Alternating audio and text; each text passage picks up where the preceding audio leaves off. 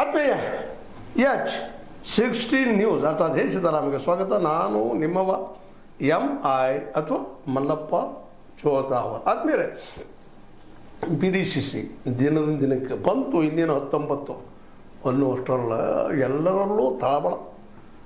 16 ಇರೋದು 18 ಶಾಸಕರು, 15 ತಾಲೂಕುಗಳು, ಎಲ್ಲರೂ MLC ಚಟಪಟಿಗೆ ಸ್ಟಾರ್ಟ್ ಆಗ್ಯಾವ.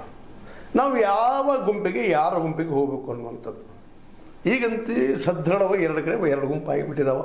ಎಲ್ಲರಿಗೂ ಗೊತ್ತಿರುವಂಥ ವಿಷಯ.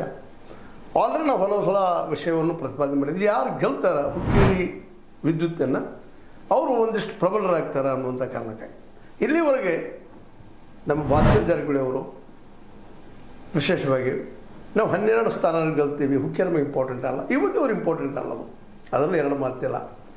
ಅದು ಅಂಥ ಇಫೆಕ್ಟಿವ್ ಅಲ್ಲ. ಹುಕ್ಕೇರಿ ಸಣ್ಣದು, ಆದರೆ ಅದು ಇಫೆಕ್ಟಿವ್ ಭಾಳ ದೊಡ್ಡದಾಗಿದೆ.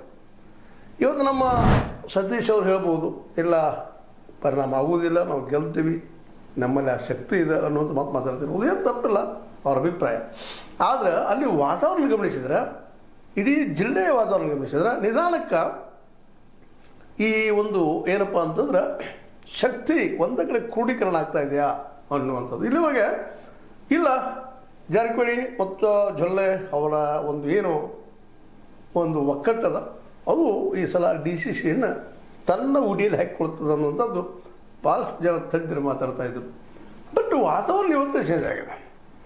ಇವತ್ತು ಸತೀಶ್ ಅವರು ಎಷ್ಟೇ ಹುಕ್ಕೇರಿಯ ಸೋಲನ್ನು ಇಳಿಸಿ ಮಾತಾಡಿದರು. ಸೋಲು ಆ ಮಾತು ಬೇರೆ, ಅವ್ರು ಹೇಳೋದ್ರಲ್ಲಿ ಅರ್ಥದ ಅದು ಪೂರ್ತಿ ದೊಡ್ಡ ಸೋಲಲ್ಲ.